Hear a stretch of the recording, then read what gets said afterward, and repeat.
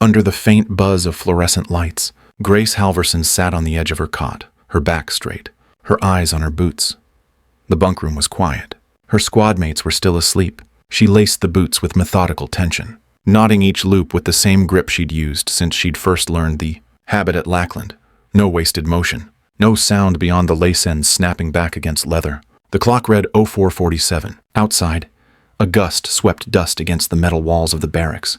Grace stood, tucked her regulation shirt tight, rolled her sleeves with the flat, sharp edges of someone who'd never been inspected for appearance but carried the standard anyway. The hallway smelled of detergent and scorched coffee. A lieutenant stepped out of the adjacent room, bleary-eyed, scratching his jaw. He walked past her without a word. She didn't expect one. In the ready room, the whiteboard listed aircraft assignments. Eclipse 1, Captain Dunn. Bay 1. Eclipse 2, Captain Ramirez. Bay 2. Eclipse 3, Captain Muller. Bay 3. Then at the bottom, in a smaller, different marker, Spare Sept. G. Halvorsen. Bay 9. The coffee was stale. She poured it anyway. No cream, no sugar. She drank half the cup and left the rest. Out on the tarmac, the wind hadn't picked up yet. Just cold, dry air and the hum of generators. Grace walked past Bay 1. Technicians were already prepping Dunn's F-15. Tools clanked. One of them whistled. At Bay 2, someone laughed. Bay 9 sat quiet. No lights, no ground crew, no checklist clipped to the nose gear. She preferred it this way. The F-15 in Bay 9 wasn't new. Scratches along the starboard fuselage. Paint worn at the leading edge of the wings. Nose cone faded from sun exposure. Grace ran her gloved hand along the intake lip, feeling for abnormalities. Her fingers stopped on a slight ridge of grit near a panel seam. She noted it mentally. Nothing critical. Not today. Her gloves were plain, black Nomex. The cuffs were fraying. She'd stitched them with dental floss during a deployment in Qatar. She'd kept them out of habit. She unlocked the cockpit ladder herself, swung it down, and climbed. No one offered a hand. She didn't expect one. Inside the cockpit, she flipped Battery Master to on. Avionics came alive with a quiet hum. Displays blinked. Oxygen checked. Flap control surface test. Left-right rudder. Stick full forward. Full back. No lag. No artificial feel misalignment. Behind her, another engine spooled. Bay 1. Grace checked the canopy seal manually. Pressed her hand along the track. It had leaked in heavy rain 2 months ago. Maintenance had called it within spec. The crew chief from Bay 3 passed behind her, carrying a toolkit. He glanced her way, then looked back down. No words. She finished her walk around in silence. No checklist. Just habit.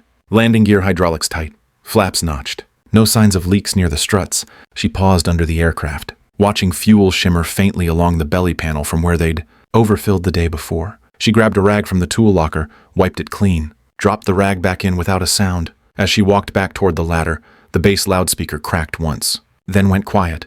Then all Eclipse pilots, report flight ready, priority 2, intercept. Confirm vectors at briefing point Charlie. She moved without rush. The others would scramble. Voices, boots hitting concrete, shouts for checklists. She moved with the same pace as always. She reached into her thigh pocket and pulled out a folded card handwritten. Flight notes, vector calculations, probable intercept windows, refueling estimates. She'd done them last night after the brief. Not required. She always did it. On the far side of the tarmac, she saw the others moving. 2 crew chiefs ran to their bays. Someone tossed a helmet up to Muller. A tech knelt beside Dunn's wingtip pod, checking a faulty IRST sensor. The hangar lights cast sharp shadows across their jets. Grace walked alone, helmet under her arm, visor glinting faintly. She stepped toward Bay 9 without a word, boots tapping in even rhythm. She didn't look back. Nobody called her name. Nobody needed to. She climbed into the cockpit, reset her checklist, clicked her harness, adjusted her leg restraints. Master switch on. She let the HUD boot slow, verified backup analogs with a glance. Fuel full. Altimeter set. In Bay 1, Dunn gave a thumbs up through his canopy. His crew chief slapped the fuselage twice and ran clear. Grace lowered her canopy.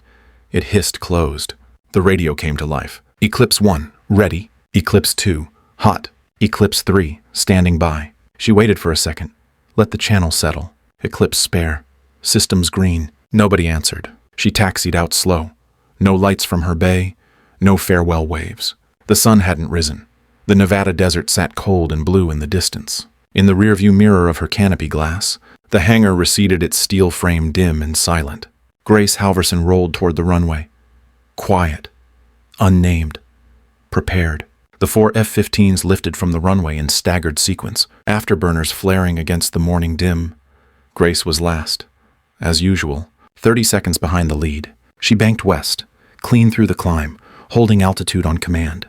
Eclipse 1 to 3 climbed together in tight delta formation. She held position low and right, no chatter on her channel. Just the whine of turbines and the rustle of data through the HUD. AWACS reported a drifting contact, non-responsive, somewhere off the grid near restricted airspace. Could be a balloon, could be weather trash, could be a training artifact. Eclipse lead sounded relaxed, probably a weather drone that didn't get the memo. Ramirez laughed. Should have brought marshmallows. Grace said nothing. She brought up her left MFD and switched radar modes. Standard sweep. Contact was faint. Displacement patterns not consistent with wind drift. She switched to passive infrared. Bloom signature was soft, but not zero. Thermal offset slightly above ambient sky temperature. No flare. No motion spike. She checked bearing. Contact was holding a 038 track. Altitude slowly rising. Elevation drift didn't match a free-floating object. Minor altitude gains. Small corrections. Eclipse 2 broke silence. Grace, you seeing this shadow track on Vector 03? She keyed mic, echo tracking. But drift's not atmospheric. Silence. Dunn's voice followed. Sensor lag. We've had spurious returns all month. Don't overthink it. She switched radar from auto to manual gain, narrowed the cone, dropped elevation, pulled back resolution settings until the trace sharpened. It moved again, just a degree off its path. Then corrected. Grace noted it. Didn't speak. Ramirez piped in. It's always the spare that sees ghosts. Laughter. Grace toggled the frequency display. Nothing transmitting. No IF. No civilian transponder. No ADSB. But it was there. And it was maneuvering. She switched to wide-angle scan. Nothing else in the corridor. Sky ahead was clean. Echo stayed at the edge of resolution. Altitude 36,100. Course 038.5. Velocity 0.94 Mach. She ran rough intercept vectors on her kneeboard. Margin of deviation was consistent, not random. She keyed mic, Eclipse spare, echo is adjusting to our angle. Recommend secondary pass for confirmation. Pause. Spare. We're seeing stable contact, Dunn said, tone clipped. If it jumps again, we'll call AWACS. Grace blinked once, dropped her radar scan 5 degrees. Off angle enough to avoid detection range, tight enough to catch behavior. Contact corrected again. Same side drift, lagging, learning, like it was mirroring. She didn't argue, just logged the movement, timestamp, drift vector, thermal variance. She flicked off HUD overlays, cleared her display, watched it raw. No contrail, no strobe, just a persistent silhouette at the margin of vision, and it was adjusting, waiting. Eclipse 3 started a climb. The contact shadowed the motion. Not exactly. A half beat later, Grace leaned into the stick. Slight correction. Checked her pressure altitude, then locked her eyes on the echo. It followed again. She didn't announce it. She simply knew. This wasn't weather. This wasn't scatter. It was watching, measuring. And she was the only one watching it back. Grace eased the stick back, letting her altitude slide 50 feet below the others. No alarms. No alerts. The system logged it as a minor correction. She knew better. She shifted 2 degrees right of track. Enough to break her radar return from the group, but close enough to hold. Formation optics. Her hands moved slow, deliberate. Trim tabs adjusted by feel. Throttle tweaked just enough to settle into a slightly looser trail position. On her MFD, the contact adjusted again, half a second delay, matching her path. Not the others, hers. She ran a narrow beam scan, kept the cone tight, set her radar return to passive blend, with gain tuned high and sweep short. The signal sharpened. The object's movement was deliberate. It was trailing, not drifting. She cycled to thermal. No burst, no flare signature, but the bloom was steady. It maintained a level just above ambient. Not hot enough for alert, but too warm for inert. Dunn spoke again. Spare, your spacing's drifting. She keyed mic, correcting for air density variance. Stay tight. We're not doing formation aerobatics. Understood. Her tone stayed flat. Behind her, the air thinned. Sky curved. At 37,000 feet, everything moved slow, except the one thing that shouldn't. She locked it again. The object pulled back when she advanced. Moved right when she moved left. Not in perfect sync, slightly off. Observing. Measuring. Grace tightened her chin strap. Checked her left MFD again. Range 1.7 nm. It had not changed relative position in 6 minutes. She scrolled to her scratch pad, drew a short X, added a time code, then a second mark. A line curved between them. It mimicked their formation arc. The others didn't see it. Their systems were too clean, too filtered. Echo shows no course deviation. Ramirez called out, "Looks like a dead drone. Might have lost nav." Grace said nothing. She adjusted her heading 1 more degree. Off axis. Again, the contact mirrored. She logged another note. Time, drift, match. The air in her cockpit felt thinner. The cockpit was quiet, the hum of electronics steady. Her eye remained on the Echo. Done again. Spare, you're trailing wide. Maintaining spacing for sensor alignment. Pause. No response. Grace didn't look left. She didn't check their position. Her focus was forward and slightly east, where the unknown shadow waited. It wasn't losing altitude, wasn't climbing, wasn't scanning, but it was watching, and it was learning. Grace eased left rudder. Her heading shifted 4 degrees. A shallow bank, nothing dramatic. She reduced throttle by 2%. Her airspeed dipped. Altimeter ticked down 35 feet lost, then level. No warning from the flight lead, no formation alert triggered. She stayed on the edge of the cone. The contact shifted again. It mirrored her arc. Same curve, same rate. Delayed by half a second. She opened her flight card, noted the new bearing, circled a mark she'd drawn in red ink that morning. It lined up. She adjusted radar sweep, changed pulse repetition frequency, reduced scan volume, short-range definition improved. The contact dropped elevation, then corrected. Too smooth for passive drift, too fast for coincidence. She keyed the radio. Spare, Echo shows movement correlated to our vector changes. Recommend altitude split to verify intent. Silence. Then Dunn's voice. Negative. We're holding intercept heading. You're seeing sensor overlap. She didn't reply. Her right thumb pressed the sensor gain toggle. She switched MFD modes. Thermal remained steady. Slight increase half a degree over the last 2 minutes. An aircraft cooling would drop. This one warmed. She leaned forward. Glance at HUD. Bearing 036.1. Velocity consistent. Angle of approach shallow. It was inside their arc now. Not ahead. Not behind. Beside. Shadowing. She rolled gently, bringing her position to low offset. Watched it respond again. Not immediate. Reactive. Controlled. Her fingers moved across the UFC. Manual radar override. Priority return filter off. ECM masking disabled. The contact held. She keyed the mic. Spare. Echo's tracking our group like a recon element. Thermal pattern shows active control surfaces. Ramirez cut in. You're still on that, Grace. It's a misfiled drone or high-alt balloon. Chill. No tone. Just irritation. She watched the object's heading change again, aligned to Dunn's speed. Adjustment. Too exact. Grace said nothing. She noted time, position, rate of turn. The others pushed forward. She stayed back, adjusted trim, steadied hands. The thing in the sky was watching them. She watched it back. Grace rolled left, eased into a descent, nose dropped 10 degrees. She throttled back. Let gravity take lead. The F-15 leveled at 35,900, still below formation. The contact adjusted again. It banked shallow. Cut speed. Aligned course to intersect. She watched. Velocity normalized, pitch angle 2 degrees negative, descent rate increasing. She keyed the mic. Echo is descending to intercept geometry. Recommend visual separation. Dunn responded, Spare. Hold formation. You're breaking protocol. No mention of the contact. Grace didn't reply. She toggled sensor display. Narrow cone, manual blend, infrared flared. Object's skin surface radiating controlled heat bleed not random. Then she saw it. A curve. A glint. Underneath. She angled left again. Brought her nose below the contact. Rolled to 90 degrees bank. Stabilized. Looked up. There. Internal bay doors. Flush mounted.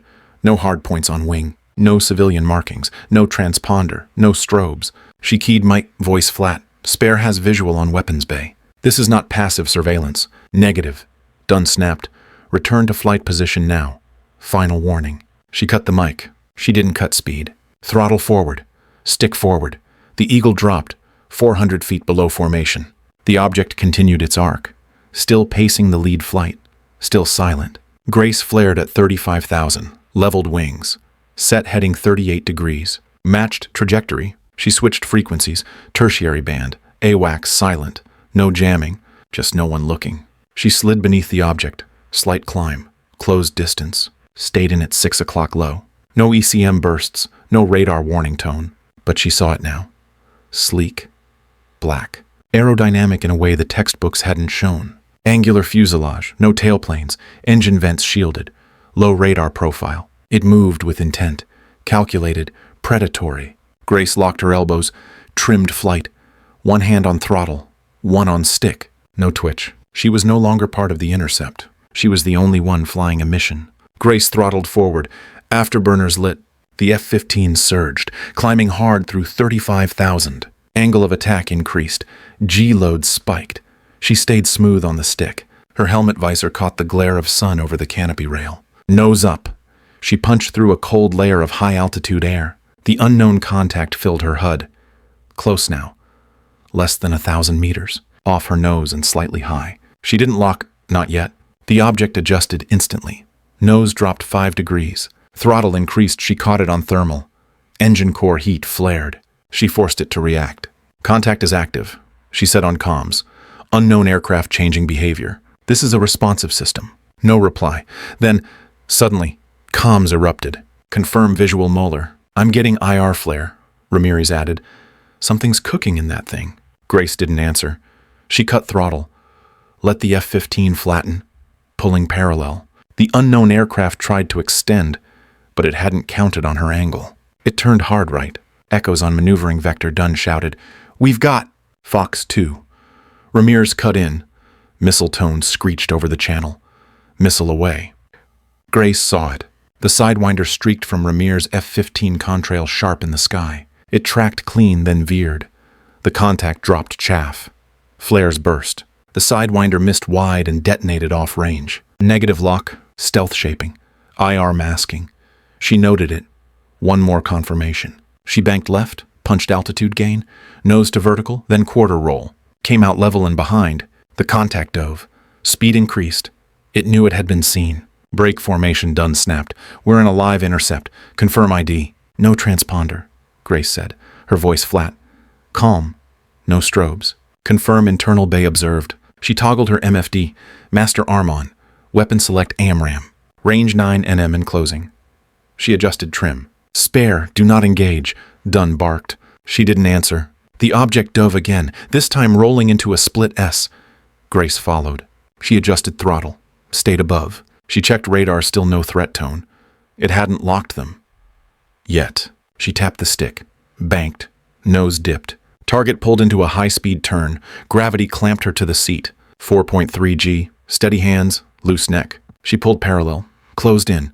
The aircraft widened in the HUD. Still no markings. Still silent. She lined up the shot. No celebration. No adrenaline. Just math. She had tone, not a shriek. Just the tone. Eclipse spare. Target within range. No one spoke. The sky narrowed. Only the aircraft ahead mattered. She moved to fire. Grace's thumb settled on the release. Tone held, solid. The AMRAM seeker confirmed lock. No warnings, no chatter. She pressed. The missile dropped clean from the bay. No drag. Guidance fins deployed. It dipped, then pulled high and hard, banking toward the unknown. She watched it go. No verbal call, no cheer, just the arc of the shot-cutting sky. The unknown aircraft broke left. Too late. It deployed chaff, then flares, twisted into a steep climb. But the missile's active radar locked tight. The AMRAM corrected twice mid-flight, then struck. The detonation came mid-fuselage. Flash of heat, thin burst of shrapnel, then silence. Black smoke trailed. The aircraft rolled inverted. One wing folded, engine vented plasma. It spun. Grace adjusted throttle, kept distance. No rise in G. Just a slight rudder tap to stay above debris. The unknown pilot ejected. High altitude, canopy separation clean. Ejection seat fired. She watched the chute deploy. A black canopy unfolding against thin blue. Splash one bandit, she said on comms. Her voice didn't change. Dunn spoke after a pause. Copy. One aircraft destroyed. Visual confirms ejection. Ramirez added, quieter. Jesus. That was... Maintain comms discipline, Grace said. She banked left, wide arc, checked her 6, scanned the sky. No new signals, no threats, just wind noise and engine pitch. She toggled MFD back to map mode, verified squadron positions. All 3 F-15s intact, holding pattern near intercept vector. No one spoke. Grace circled once more. Confirmed the wreckage was descending controlled. No secondary detonation. She switched to guard frequency. Mayday call. 1 hostile aircraft down. Pilot chute deployed. Coordinates to follow. She read them out. Precise. Then she switched back to squadron channel. Eclipse spare returning to Overwatch. Continuing visual perimeter. She didn't wait for acknowledgement. The fight was over.